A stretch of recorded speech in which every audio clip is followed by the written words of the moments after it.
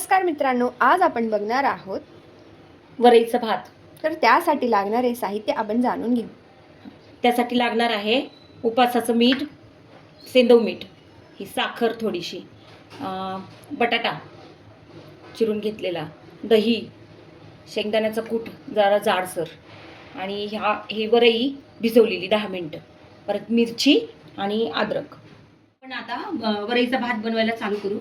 त्यासाठी मी शेंगदाण्याचं तेल घेतलंय, तुम्ही कुठलंही घेऊ शकता.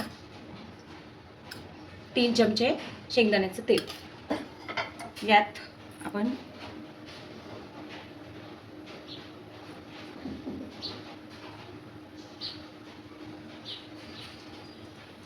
अद्रक टाकलेला आहे तुकडे करून.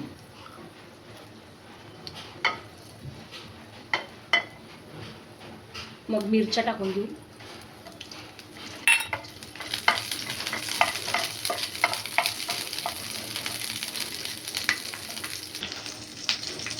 त्यात बटाटा टाकायचा आहे. बटाटा थोडा लाल झाल्यावरती मग आपण बाकीचं साहित्य टाकूया. वरईसाठी मला गरम पाणी लागणार आहे, त्यानुसार मी जेवढे लागेल तेवढे टाकणार आहे. आता हे सोनेरी रंगावरती झालेला आहे बटाटा. आता त्यात आपण ही वरई टाकूया.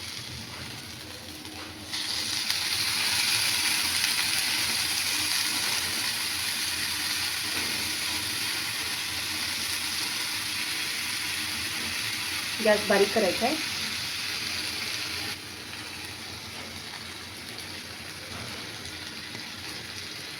घ्यायचं थोडं.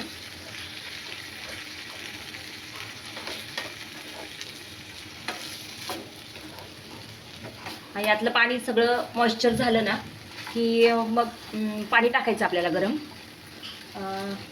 झाल्यावरती एकदम अशी मोकळी आणि सुटसुटीत वरई होते.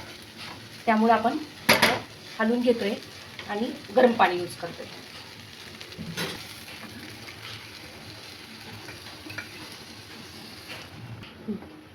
आता यामध्ये आपण सगळे साहित्य टाकणार आहोत, जे पहिले दाखवलेले होते. साखर वगैरे, सेंदव मीठ चवीनुसार,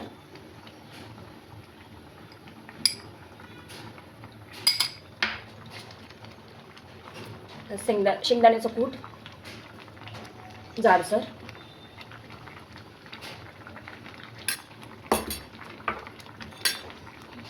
यात आपण साखर पण टाकणार आहोत चवीनुसार, कारण दही टाकतोय ना त्यामुळं. बोल. त्यात आपण दही पण टाकणार आहोत, 2-3 चमचे.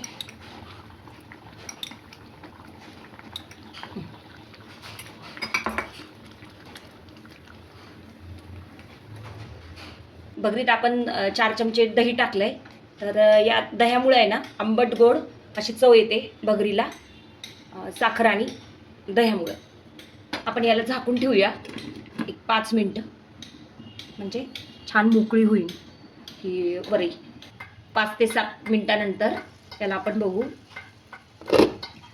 मस्त झालेला आहे वरईचा भात, शिजलेला आहे.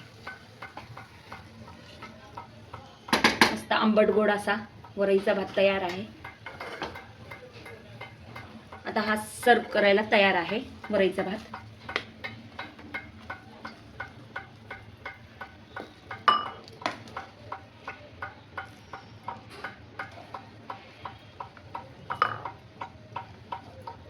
पटीत असा तयार आहे आपला वरईचा आंबट गोडा असा तयार आहे आपला वरईचा भात.